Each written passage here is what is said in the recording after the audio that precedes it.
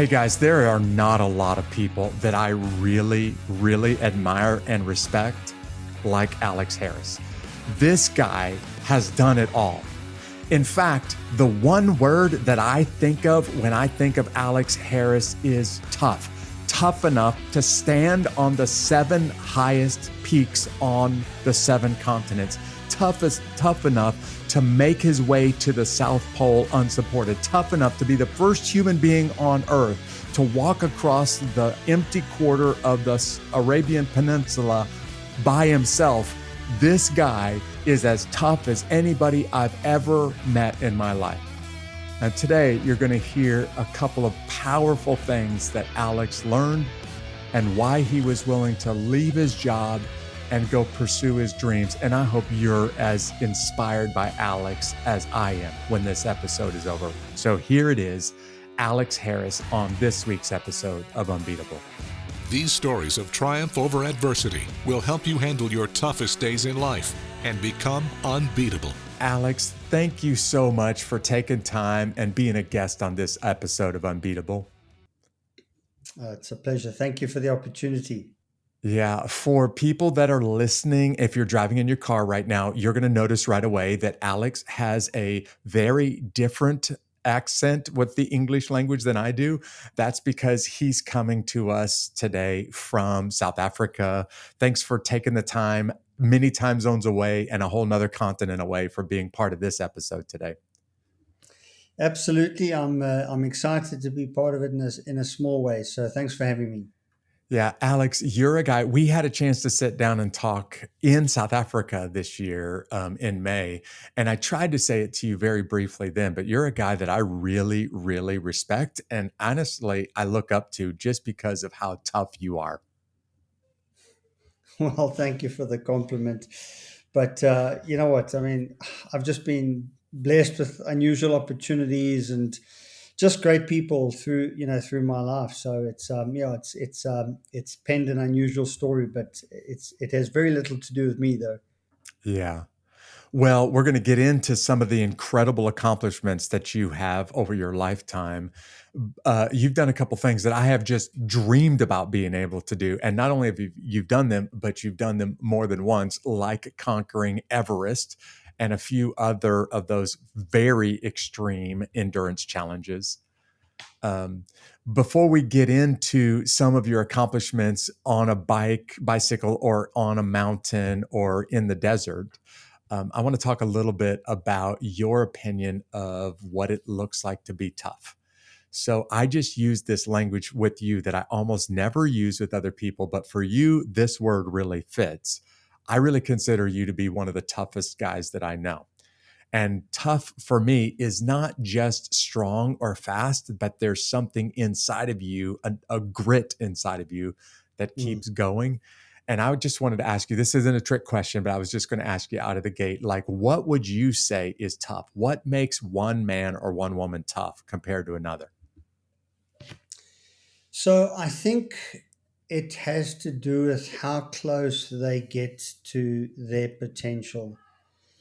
And, a lot of the stuff I've been involved in, I guess most of the sort of, you know, the kind of athletic world would consider it extreme.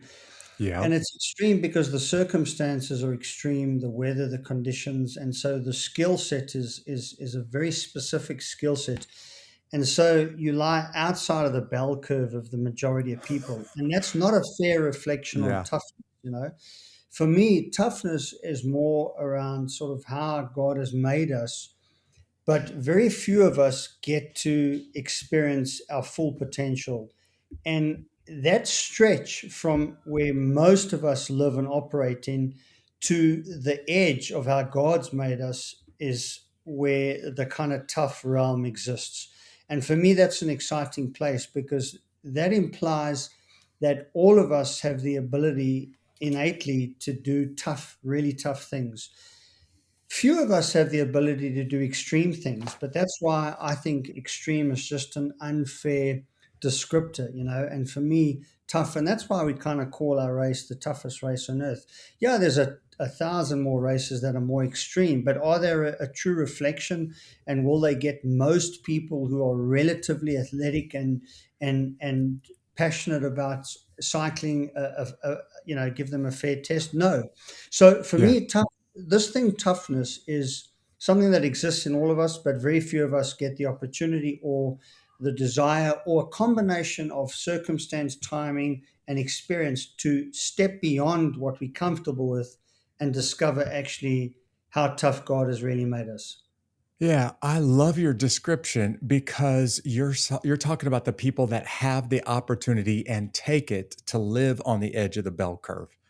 And man, I think you just described it beautifully. Listen, all people have this toughness that's inside them, but whether or not they're willing to explore it, test it, live there, that's a whole nother story. And a lot of people are dreaming of doing some tough things. I'm talking right now about the lady who has a job that she would love to do, and she knows that this is mentally tough or it's going to Yeah. be academically challenging as well as physically, or the guy who has a dream in front of him to do something. But when they really think about how tough it's going to be, they start to back down Mm. because they're not sure they have what it takes to meet the tough the tough requirements, right? And I can't think of anybody, literally. There's not a guy I know or a gal that I know that has been Mm. able to face challenges, physically extreme challenges like you have, and been able to, put yourself to the test. And not all, it doesn't always go in your favor, right? Yeah, but that's I guess the journey is one of discovery. And if I had to list, if you asked me to kind of list the ingredients of what toughness DNA looks like, I'm convinced there's nothing on that list that we're not born with. That's not in our DNA. Yeah, I And agree. so, the question is, how do you get to the place where you discover that God's actually made you way more resilient? The ability to persevere way more than you ever thought, the ability to be motivated for long periods of time, to be hungry, to be determined, to be able to uplift yourself in really dark hours. These things exist in us, but the process of discovering them and then sort of uh, growing them, like any Yeah, faculty, takes right. time, it takes risk, and the willingness to fail. And I think that's maybe the key thing, is that we as a species, we tend to follow the path of least resistance, Yep. and that's not going to get us a lot of failure, and that's not going to get us a lot of reflection. And so reflection, is a product of failure, and it's a great learning opportunity, because we get to realize, actually, this is what we could do, this is what we couldn't do, and if I'm in the same place again, how could I react differently Right. and get a better outcome? And over Yeah. a course of time, your skill set grows, and now you're doing tougher things, and people think you're tougher. No, you're just getting closer to how God has made you, to your Right. potential, and that's an exciting thing.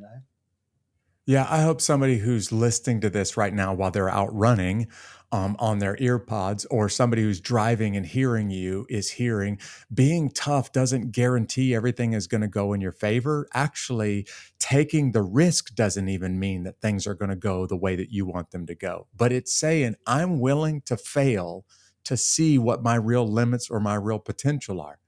And maybe all of us have this degree of toughness DNA in us. I totally agree with what you said. But some people are just not willing to put it to the test because the failure is more terrifying than for them than actually, chasing their dreams. And I hope somebody's hearing you right now and saying, you know what? I'm going to put myself to the test. I'm going to try it. I'm going to go chase my dreams. Yeah, I think when you've done this long enough, you start realizing that the greater risk is getting a fair stretch down your life, and starting to suspect that you might have had it in you to actually have done the really difficult thing you wanted to do when you were young, Wow. because life has now So shown you true. hints. That's a far greater risk than going out and failing and trying it again or trying something else, because each of those are sort of little junctures that take you where, God really wants you to be. And, I mean, there's some sort of trite movies like Yes Man with Jim Carrey and that, but they got great Right. learnings Yeah. around just embrace the opportunity to do something where there's a low chance of success. And that's not saying being, like just crazy and Yeah. daredevil. And I mean, I'm not people think I love adrenaline stuff. When I was a kid, I'm relatively risk Yeah. averse, strangely enough. Right. I've just learned to understand risk. And I've also learned how to manipulate, variables to kind of suit the endeavor that I'm involved in. The other thing is that when you get into this little sort of bandwidth between what you are and what your potential is, and going back to that sort of description of the Yeah. bell, sort of Right. creeping outside the 80%, you must know that inherently there's now high risk of failure because Right. one, you don't have the skills necessarily as you do this thing for the first time. You don't have the experience. And that is probably one of the biggest detractors for people, when they fail initially. I mean, I think about my climbing career that became literally a career. I almost gave up right at the start of it. Really? We were, yeah, Yeah. we were, Huh. I got very lucky. I was with a couple of guys on a mountain in Russia. We got caught in a storm on the summit, and the other two guys were struck by lightning. One was killed instantly. Wow. I was untouched.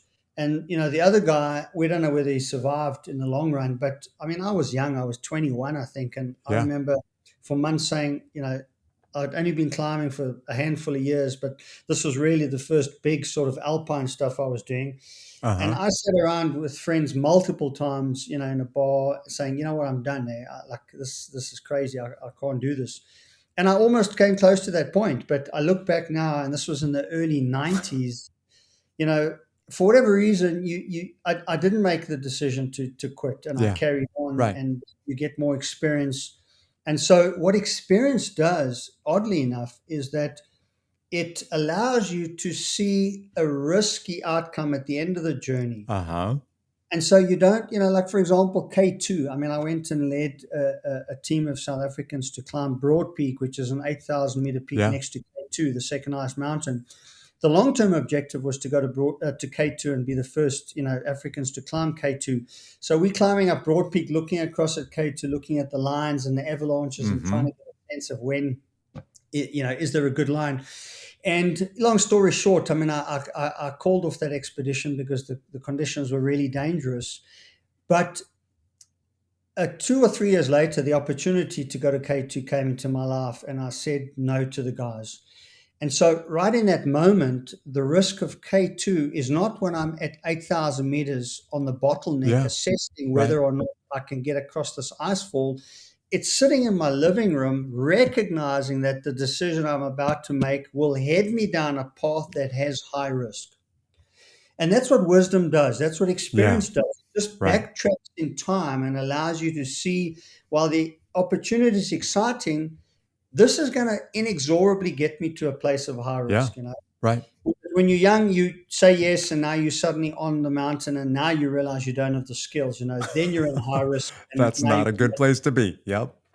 no. So it's a balance. It's about recognizing that you got to take risk early on, and you got to say yes to adventures. But with that comes experience that Right. allows you to qualify real risk. And I guess my point is never let real risk detract you from the opportunity. You can still be circumspect and excited and young and embark on something. And I'm convinced that, if our heart is right, God typically leads us down the path, Uh-huh. or he closes the door and he leads us somewhere else because we're not meant to be on the top of K2. Right. It's simple. Yeah, I hope people just heard what you said. You're sitting in your living room and you have a dream in front of you, and you recognize there's high risk with this. If I start down this path, I could quickly get in over my head. But you also, I think every tough man or woman that I know said, I just want to know if I have what it takes to meet that challenge. They don't foolishly tackle the risk. They're just trying to see, do I have inside me what it takes? And the Yeah. truth is, no one will ever learn their potential No one will ever learn their real abilities without pushing themselves and Yeah. actually even pushing themselves to the limits or beyond the limits a little bit, and then recognizing, okay, I think I just found my limits. And I Yeah. would argue 99%, that bell curve is humongous with the people that sit on the couch and never do it. The Mm. 1% of the people say, I don't know if this is going to work. This actually may blow up in my face, but I just got to know inside me if I have what Yeah. it takes. And then they'll go, I'm using air quotes now, climb that mountain because they want to know if they have what it takes to climb that mountain. And Yeah. you are a guy who has conquered mountains literally on every continent on the planet.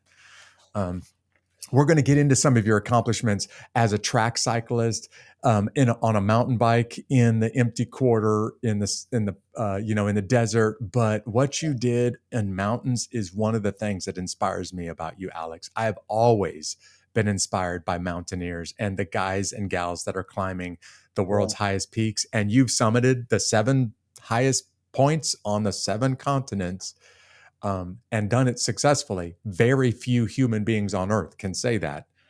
But you would never make it to that summit if you weren't on the couch and decided, you know what? I don't even know if I have what it takes, but I'm going to go see. Exactly. And you don't have to start out with Everest. You can start with one of the lower ones. Yeah, It's still you part of the probably big three. shouldn't start out with Everest, right? Yeah. The thing that inspires me most, look, I want to talk about the times that you summited Everest. I want to talk about the times that you rode your fat bike across the empty quarter. I want to talk about the Munga race and the Berkeley Marathon. I consider one of the toughest ultra marathons on earth. And the fact that you've tried them all and conquered almost all of them is stunning. But one of the things I think I'm even more impressed by is you made a decision early on and you decided to follow your dreams. And it was a really risky decision because let's just be honest, 1996, you're the number one sales representative for your company, and you decide to step away from your job and go really pursue your vision. And that decision alone, the very few people on the bell curve would be willing to make. They really want to do something in the future, but they're stuck doing this right now. And because Yeah. this pays the bills, it's just too scary to step away from it. So they never step away. And they end up becoming what you described just a moment ago, the guy or the gal that's sitting on the couch Yeah. years later and realizing, I think I had a lot more potential and I never gave it a try. So can you just describe what it felt like when you're the top sales rep and you decide, I think I'm going to Yeah. step away from my job and go pursue my vision for my life? Yeah. Well, so sure. I mean, let me backtrack. So that's January, February 96 when I resigned. But if I backtrack sort of 5, 6 months midway through 95, I was invited to join an expedition that was going to Everest. It was a South African expedition. All It was right. organized by a much older guy in the mountain club. So our national mountain federation has got various provincial, sort of chapters, and obviously I was part of the local one. And I'm invited to join this group because I'm a young up and coming climber. I'm only 23, 24 at the time, but I've been to Russia on a number of expeditions. I've climbed a Uh-huh. 7,000 meter peak. So I'm excited. I mean, it's just, all ready for Everest. They're raising money. But then a couple of interesting things intervene. And one of them is that the Sunday Times, which is one of our Uh-huh. big national weekend newspapers, and this is now November 1995, they put out a massive double page spread that they're sponsoring the first South African expedition to go to Everest in three, All four right. months. Now, this is not our expedition. This is someone else. Our Uh-huh. expedition has a permit for the post-monsoon season, which is September. Oh, This yeah. Okay. expedition was led by a guy called Ian Woodall. Long story short, they go in the spring, in the fateful season when 8 or 9 Yeah. people are Yeah. killed. John Krakauer writes that famous book, Into Thin Yeah. Air. Right. The South African expedition disintegrates. The 3 lead climbers leave, the doctor resigns, this guy's fired. The leader is seen as this really kind of maniacal, Yeah. sort of, or totalitarian, and they succeed in getting a lady to the top. Now, while this is happening, our team are failing to find money because we're now going to be the second South African expedition. Right. All of a sudden, the leader pulls out. He can't make it anymore. So everyone looks at me one day in a meeting and says, you're the most experienced. And yes, I was the most experienced at that point, but was I experienced enough to lead a team to Everest?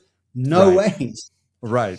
But now the whole game has changed. And so in the next couple of months, I realized that if there was any hope of getting to Everest in the post-monsoon season, I needed to dedicate most of my time to raising money and trying to lead this team. And so, that was kind of the kind of sort of Rubicon in January, February, when I said to my boss, listen, it's been a great time, but this is a juncture in my career.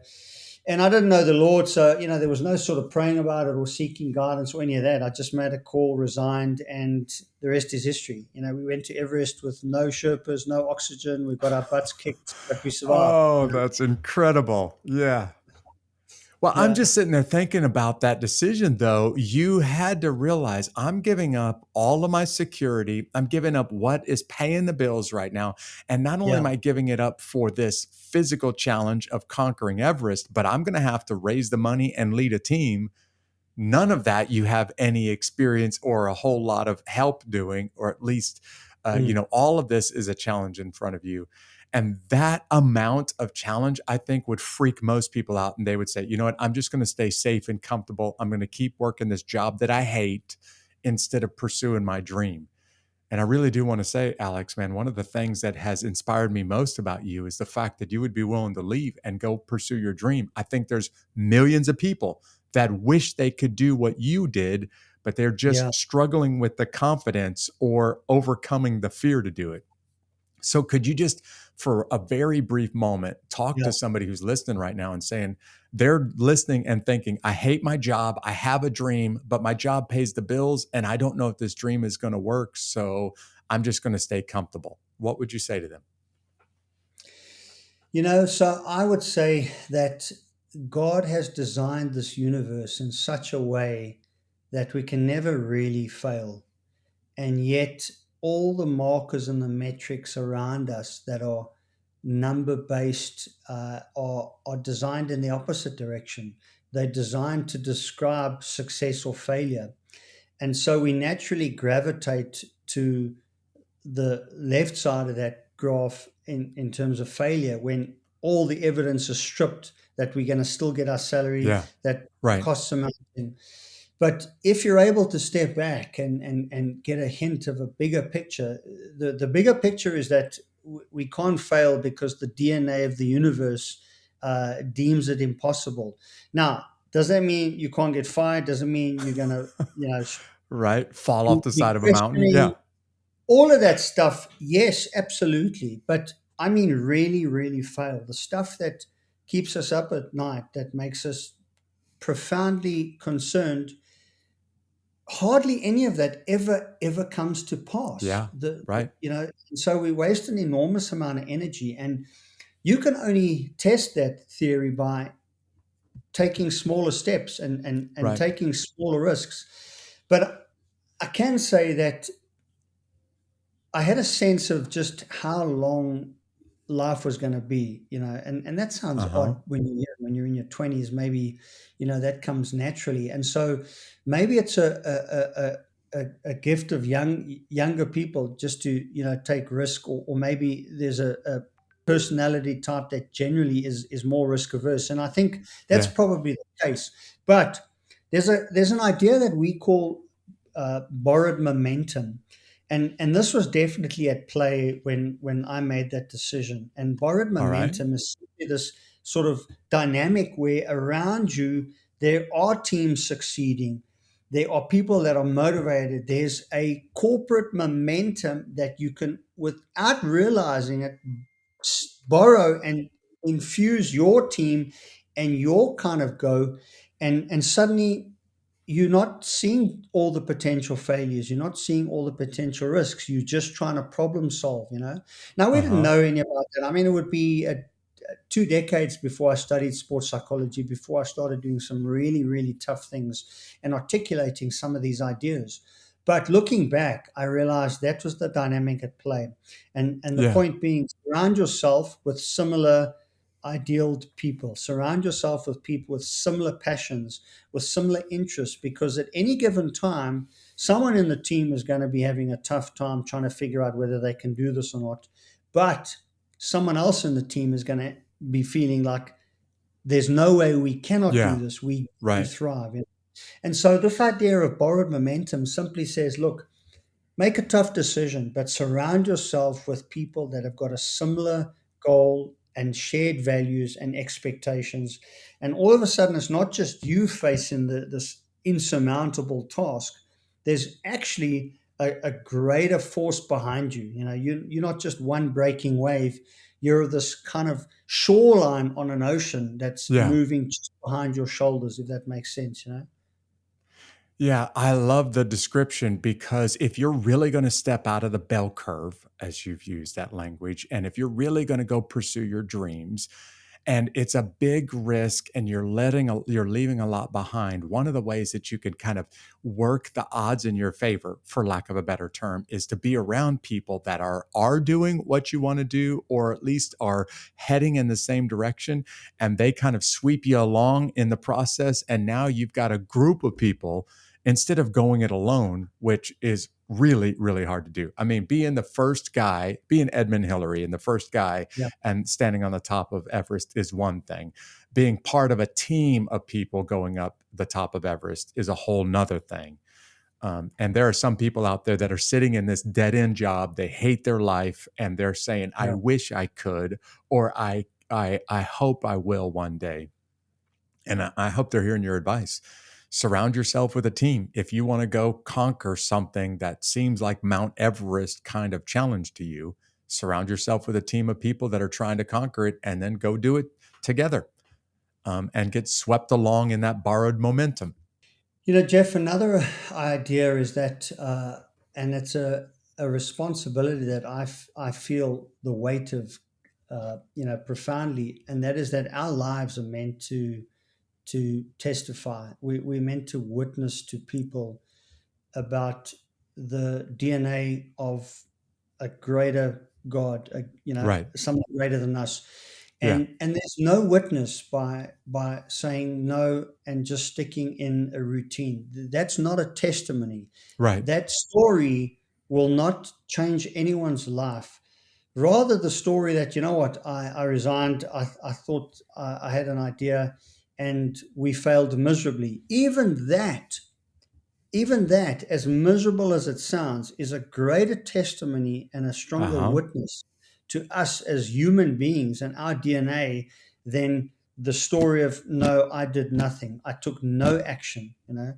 And that for me is so key. And I think people just don't feel the weight of responsibility of their lives being a testimony, because they think, well, I don't do anything with my life. So what can my life witness? But that's the whole point. We have a Yeah. different voice. We have different talents. Right. We, Yeah.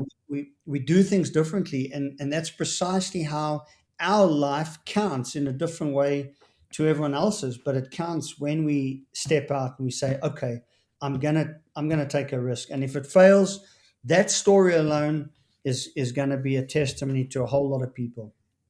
Alex, you're using the exact same language that we used on the first episode ever of Unbeatable. That is the language that we used to launch this podcast, because I just wanted people to hear, don't settle for the safe life. Don't settle for Yeah. comfort and complacency. Go take the risk. And if you're going to fail, just fail spectacularly. But at least you've tried something that other people sit back and say, wow, man, that gal or that guy has a lot of courage to even try it. I wish I could try it. Even if it turned out as bad as it did for them, I wish I had that kind of courage. You're firing me up right now, Alex. Um, Good. I want to talk about the 7 summits because as I mentioned to the listening audience, there are few human beings on planet Mm. Earth that have stood on the top of the highest peaks on all 7 continents. So, Yeah. can you tell a little bit of what it took for you to be able to summit Antarctica and Africa and Everest and Denali and just stand on the highest peaks on the planet? Yeah, so my personal journey was about 15 years, and that's a long time because guys are knocking it off in 7 months now, crazy numbers. But 7 summits in 7 months. That's insane. it's Yeah. totally nuts. But when I started, the very first guys, two guys called Frank Wells and Dick Bass. And Frank Wells was a businessman, a wealthy guy. Dick Bass owned a ski resort. And they just Hmm. had this crazy idea. Neither of them had the skills to do it. So they put a logistical team together and they financed it. Now, that was in the late 80s, I think, that Dick Bass finally got up Yeah. Everest. Was Wow. it 6 or 87? I started in 89. And we're talking about at the time, more people had been into space than had stood on the Right. seven, you Yeah. know. Yeah. So the I formula hope was people, I'm just going to say what you said again. I need listeners to hear this. At the time that you were doing this, more people had been in space than stood on the top of the 7 summits. Go ahead. exactly.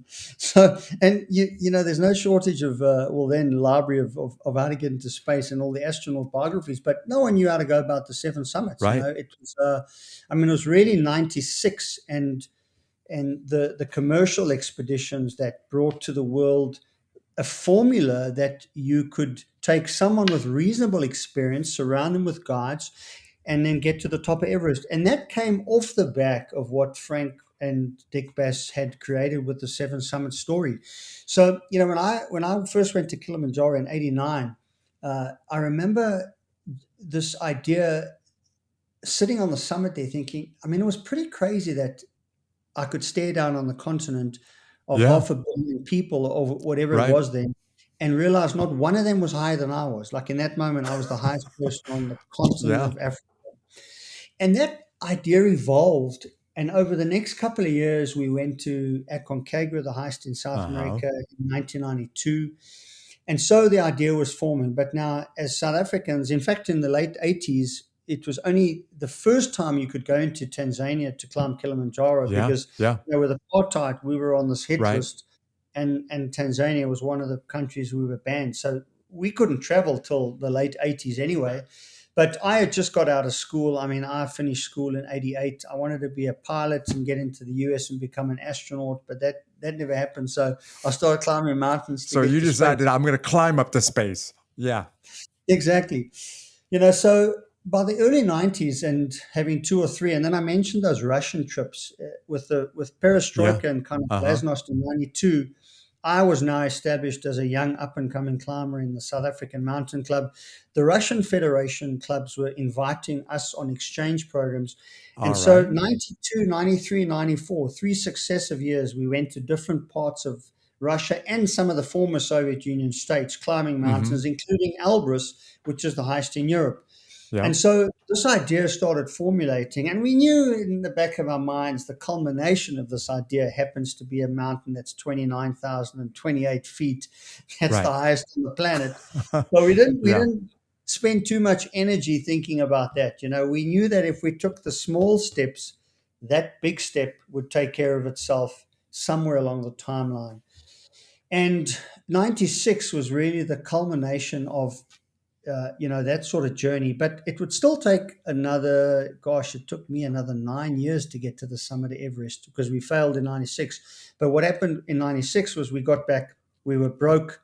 We'd spent all our Yeah. savings. Yeah. We had no Sherpas because we couldn't Right. afford them, no oxygen. We couldn't afford that.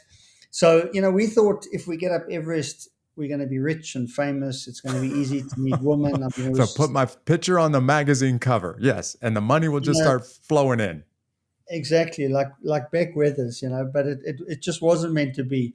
And so the opposite happened. We were just broke, unemployed, and a couple of us realized we had a skill set that people in our country were now starting to want to Right. utilize. Yeah. So, like Dick Bass in the 80s, there were now South Africans that wanted to start climbing the seven.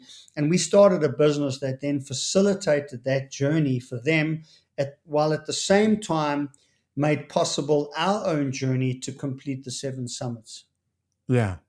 I hope people heard what you said. You attempted it in 96. You don't make it to the summit. You're broke. You left your job. Like this could have Yeah. been catastrophic, but Yeah. you pivot and learn to take that experience. And I would say failing to get to the top of Everest is not really a failure because you learn a lot of things along the way that you can do different next time. But you take that experience and start leading others up the seven summits. I could go into your resume. It would take the rest of this show. But just real quickly, how many times have you summited Kilimanjaro? 19 out of 20, All right. 20 trips. Yeah, there was one one trip when the snow was waist high, which was just Yeah. unbelievable. We didn't get up. It was a mountain bike trip, but yeah. And Everest, you've conquered Everest how many times? So I've physically stood on the summit just once. The other two Uh-huh. times we got to, so one expedition in 2003 on summit day, we got to about 8,500 and the weather Okay. just got bad. So we were a few hours away. And then in 96, we got to about 7,500 meters and we just, we just ran out of steam. And that amounts to about 180 days of my life on the mountain over 9 years Wow. to spend 1 hour and 15 minutes on top. So, you got to make sure you want that hour badly. Yeah. I was going to say 6 months of your life dedicated to spending 1 hour and a few minutes on top of the world, standing on top of the world. That's dedication. I'm totally nerding out right now, Alex, because I'm a guy who is just blown away by mountaineers. And I Yeah. know because of lots of really difficult mountains that I've been able to walk up and down in the US military, I know just how brutal that is. For the people Mm. that have never attempted any mountain, they may not recognize what you're talking about and just how difficult this is. There's a reason why there were more people in space than on the seven summits because of just how rough this is. But I also learned something going up a mountain, and it sounds like you put this principle into practice too. When you conquer one mountain, the next bigger mountain starts to become a little bit more accessible, right? And when you conquer that one, then the next bigger mountain starts to become a little bit accessible. Like you learn a few things when you do the medium size, and that makes the larger mountain more able to makes you more ready for the larger mountain. And it sounds like that's kind of what you ended up doing as the first South African to lead some teams to the top of the world on the seven continents. Yeah, and I've also, I've only begun to realize this honestly in the last sort of 3 years, and this for me is one of the most profound learnings that my career has given me, and that is that there isn't a single moment in our lives that doesn't count. Every single minute Yeah. is a Every chance to second counts. learn. It's a chance to learn how to do something, to glean, to gain insight, to reach a crossing with knowledge that the left turn gets you lost in the wood and the right turn gets you through the woods. Right. And the problem is we don't pay attention to all the stuff that we think will not count, but it's all that stuff that counts and it compounds over our lives. And Yeah. it's something I've in fact it's ultra endurance racing that's taught me that, and it's a strange lesson because I remember one of the first times that I was racing a race in South Africa called the Freedom Challenge, which is Uh-huh. a 2,000 kilometer, well, I don't know what that is. What's that, about 700 miles? I mean, they're further races, but it's still pretty far. But it's Yeah. in the middle of It's winter. There's no electronic navigation. You're only uh-huh. allowed your maps and your compass. And because it's in the middle of winter, it's sub-zero all the time in the evening. And I remember reaching a point where I thought, "Sure, I should pay attention here." And then I suddenly killed that thought with the counter thought that no, don't waste your energy. You're never going to come here again. Little did I know I would come and race this year after year after Really. year. Yeah. And so that moment, at that juncture, I lost that opportunity Yeah. forever. And so now when I'm at a place, I no longer have the thought that I can't be observant now and learn from this because I think I might never come here again. I know one that the future is impossible to predict. Yeah.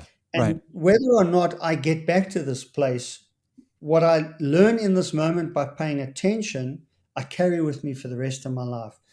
And if you think about how we behave on a day-to-day basis, it's no different how humans learn. And we become more effective because we have an encounter with someone, we Right. react in a certain way. It doesn't get a great result, but we observe. And the skill there we call mindfulness. It's being Right. mindful Mm-hmm. of the moment, understanding that how you react in this moment, was the outcome productive? And if it wasn't, react differently the next time you're in a Yeah. similar. And I'm convinced, guys like John Maxwell and the real sort of kind of patriarchs in leadership have been consistently able to do this through their lives, and so have learned how to embrace the moment so that Yeah. it compounds. And what we see as this incredible leader is really the distilled essence of a life of being mindful of multitudes of millions of moments, Right. Yeah. and that's only really profoundly struck me in the last 3 years. So every time I'm on a peak or somewhere, every day is just it's a new beginning, it's a new horizon. And it's an incredible place to be because you no longer get bored. You no longer have to go and climb Right. Everest to be thrilled That's by right. Yeah. the landscape or the horizon. I can scramble up a small little hill with my kids and be as enthralled. Look, don't get me wrong, standing on the summit of Everest at sunrise was a It's pretty special cool, hour. right? Yeah. Oh, yeah. It was worth 180 days Yeah. sleeping in the tent.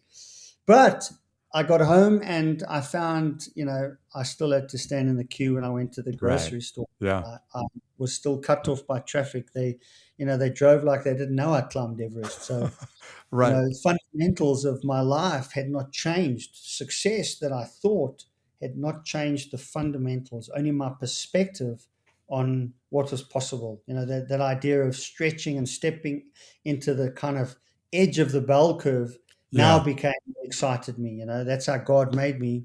But I got to take that step to figure out exactly how He's made me.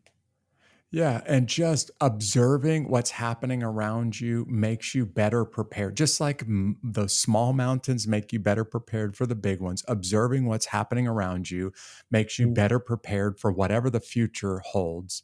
And I was just thinking as you talked, Alex, that my victories, the big accomplishments of life, they were thrilling at the time, but the most powerful lessons that I learned in life usually weren't the big victories. It was the failures. And those failures were so influential.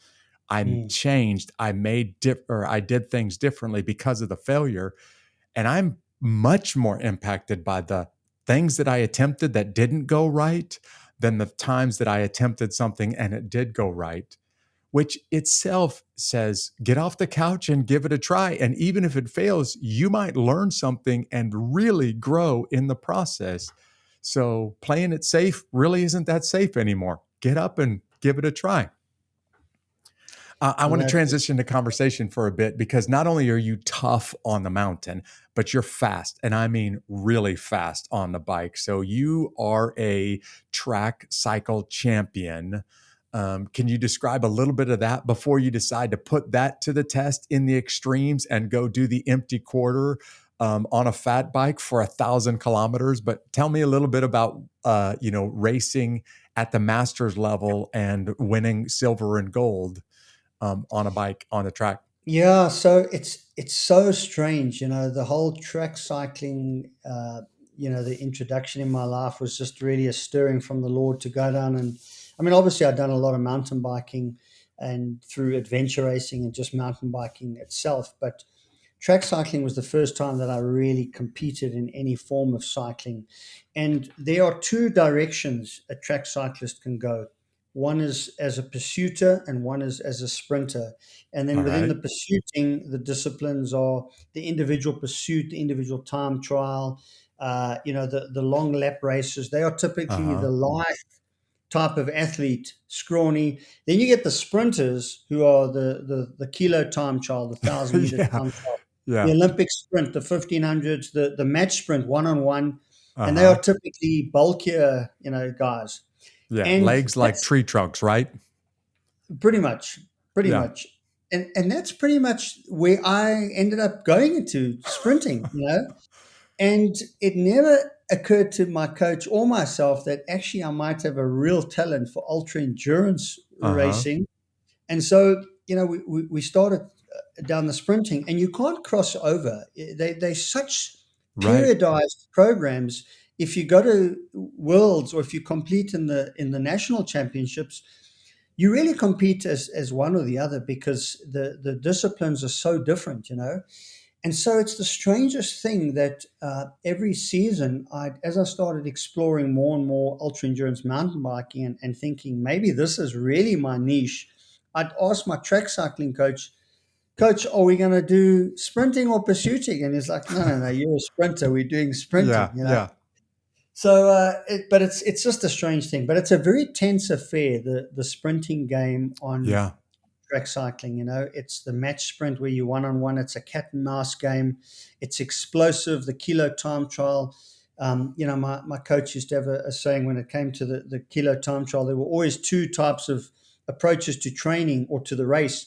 You started, and then you built up to a maximal effort over the sort of Uh-huh. minutes and a few seconds.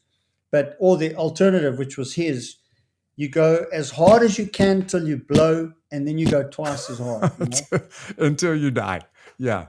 And that's I've kind of taken that philosophy pretty much into all my sort of arenas, because you're never really going to die, and you never really know how hard twice as hard is. If Right. you haven't Yeah. blown.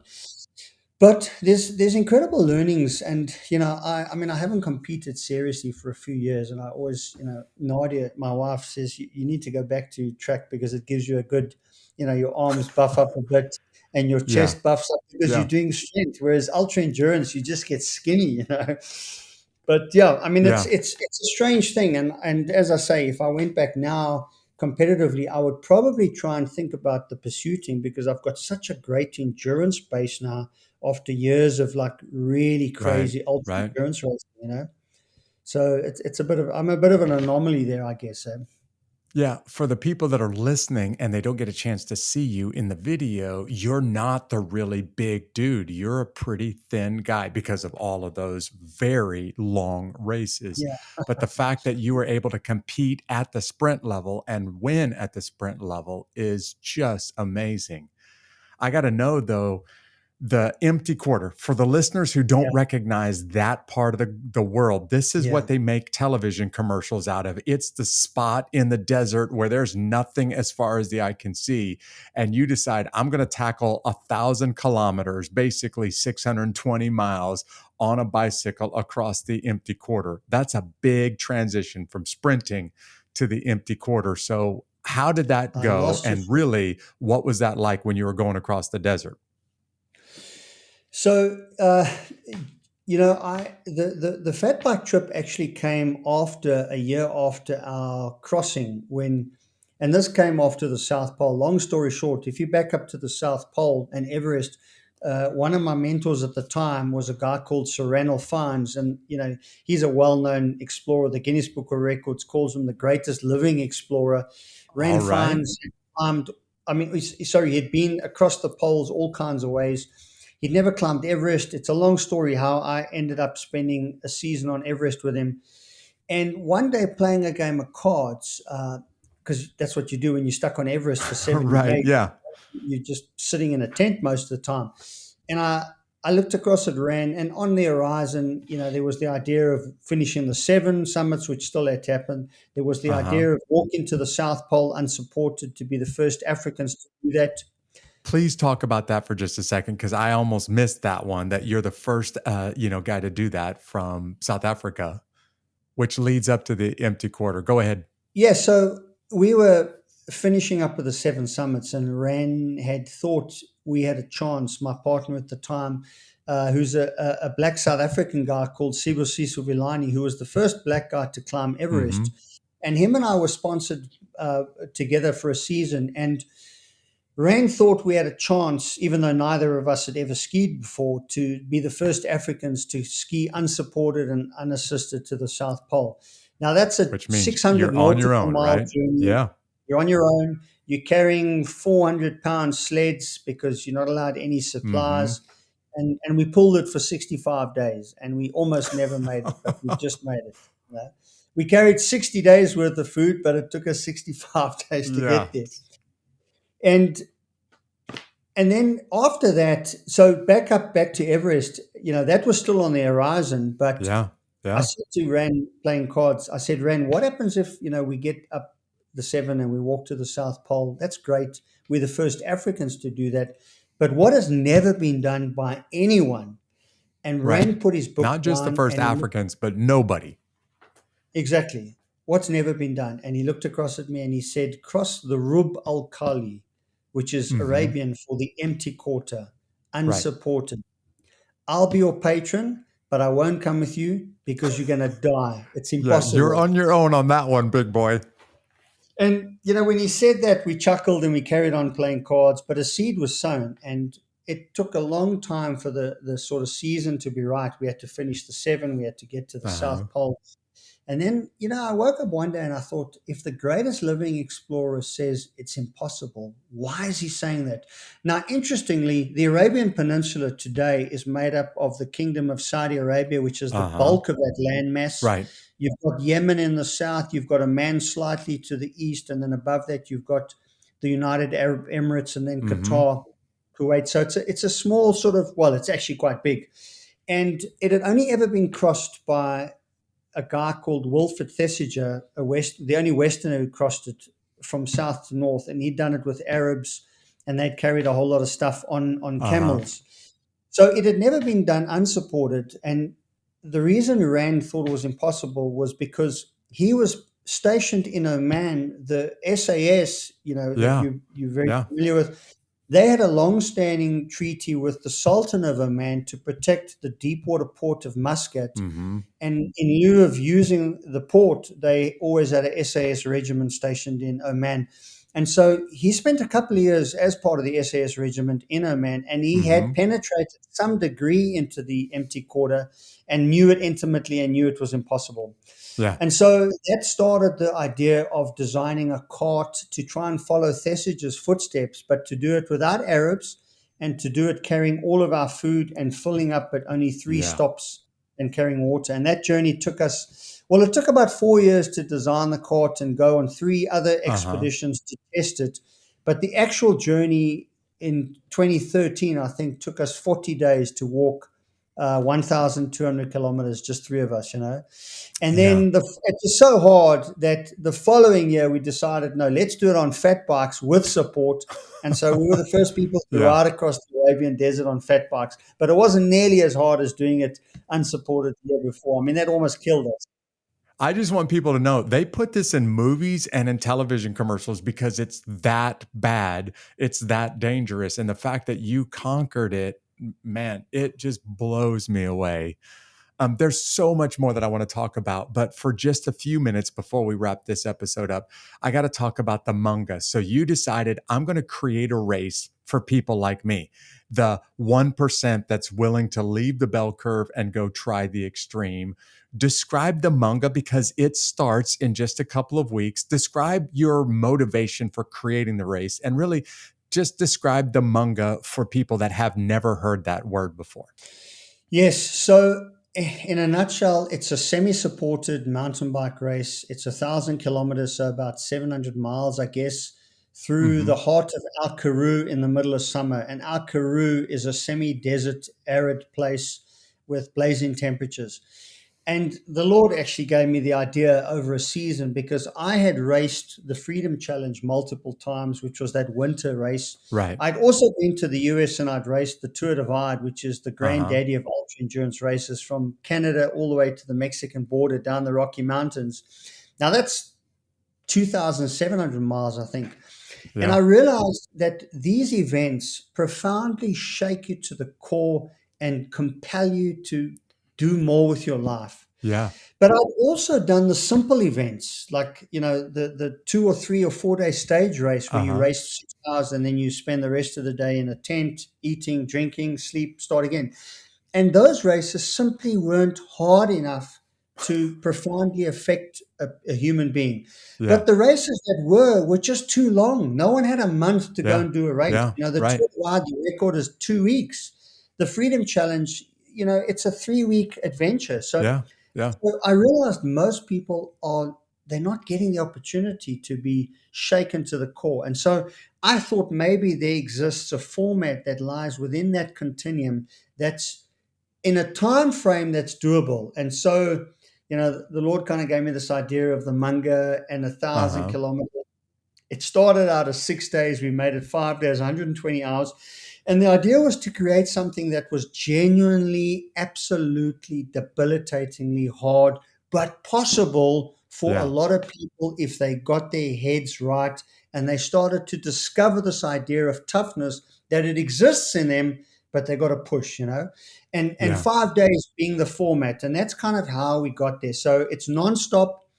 We set up 5 race villages where you can eat, sleep, have a hot shower, but you don't have to. And that's one of the fundamental differences. You can Mm-hmm. arrive at 2 in the morning, sign in, have a plate of food, sign out, and ride off into the night. It's a strategy that might suit you. But it's Right. always headwinds. It's always 40. So that's about 110, 115 degrees Yeah. Fahrenheit, Yeah. guaranteed. The roads are terrible. They corrugated. They're not graded. Yep. So, there's just a whole lot of conditions that make the Munga insanely tough. And that's the idea, that we, and really the racism is a ministry. It connects a, a, a group of people with their maker, Right. whether they're Yeah. believers or not. People will get into the Karoo and they will discover something greater and more meaningful than they are. And that's why it's an exciting thing. And we're super excited that you are the first American Yeah. to come and do our race. Well, I'll just tell you, Alex, you and I were talking about this in South Africa in May, and this race just captured my mind. I couldn't get it out of my mind. I think you set me up when you subtitled the race, The Toughest Race on Earth. I was like, if it's really that tough, I got to try it. And I got to try it just to see if I have what it takes. But the truth is, I was sitting there next to you, having dinner, and I thought to myself, the real reason why I want to give this thing a go is because I want to. There's some points in your life where it is just so challenging that you have no choice but to depend on God. And there's these 3 words that you mentioned that I'm going to carry with me over the course of the Munga in a couple of weeks. And I'm just going to see how I can experience God's might while I'm out there and really, really in need of strength. I want to experience God's majesty. The desert that you're describing is stunningly beautiful. But when Mm. it gets tough and I feel like, I'm almost at my wit's end, I want to feel God's mercy at the same time. So I'm going out there just to get closer to nature, but also closer to nature's creator. And thank you for creating a race like the Munga for guys like you, because had you not created it, had you not titled it The Toughest Race on Earth, I would have never even given it a second thought. I want to wrap up Well, this episode. I do this. This now is we're several weeks into the second season of Unbeatable. Lots and lots of people all over the world listening to this podcast, and I want them to get to know Alex, the man, a little bit better. So you've heard about Alex's skills on a bicycle. You've heard about him running ultra endurance or on foot ultra endurance events. You've heard about him conquering mountains. But Alex, you're also a husband, you're a father. You have ups and downs in life like everybody else does. But let's just say, hypothetical now, you have mm. one day with no responsibilities. There's nothing that needs to be done. There's nowhere that you need to go. And you can basically do whatever you want, go wherever you want, take whoever you want with you for one day and just be yourself and do whatever. What do you spend that day doing and why? So if my wife gives me the time, I'll take the kids. So we've got 3. Well, all our kids are young. Our oldest is 13, but our youngest is only 2 at the moment. So, there's the quite in the house comes at a premium. Yeah. But if Right. I get the time, I would take the three kids and we would go to a neighboring hill or battlefield. One of our passions is to explore Uh-huh. the old Anglo-Boer battlefields, but just to sit on those hills and just feel nature, but in an area where people fought for something greater than Right. arbitrary things. They fought for the land. And that's an interesting, it's a really profoundly dynamic to sit 100 years later on a hill and know that there were people around you who lost their lives and Yeah. that fought for things that count. And so we'll just go out and spend a couple of hours sitting we call them koppies, they're little hills, and Uh-huh. just feel the afternoon sun or the cool breeze. And I mean, yeah, that's the ideal way to spend an Yeah. afternoon. Like Now and you. again, I get my wife to come out, but she doesn't Of like course. the Yeah. Well, scratchy like you, grass things like that. I'm passionate about history, and I could easily spend a day walking old battlefields and just imagining the fight that it took to preserve freedom or to win Yeah. the land and all of that. So, hey, I just want to thank you for being on this episode. I want to tell you real quickly, buddy, I can't wait to see you in just a couple of weeks when I'm in my absolute worst on the Munga course. And I probably will be, I probably won't have a lot of nice things to say to you in the middle of the race, but I can't wait to see you at the end, God willing, in just a few weeks. Thanks for creating this race. And I'm personally hoping that I can help, or that one day there is a Munga event in the United States and people from all over North America can experience the toughest race on earth. Awesome. Thank you so much for having me. And thanks for the Yeah. support, Jeff. Thanks for being part of this show today. I could not agree more with what Alex said today. All of us have this opportunity. All of us have this DNA inside of us that allows us to go out and to face the biggest challenges. The question is, are you willing to get off the couch and give it a try? Are you willing to, this is the language that Alex used today, cross over the Rubicon River and decide, I'm going to go pursue a passion. I'm going to go chase a dream, and it might not work out in my favor, but at least I'm going to give it a try. I hope you were really inspired by Alex today. Hey, normally I would ask you to follow us on social media. Normally I would offer you this free PDF guide called our survival guide. Normally I would ask you to subscribe to this podcast on your favorite platform. But today I want to wrap this up by doing something different.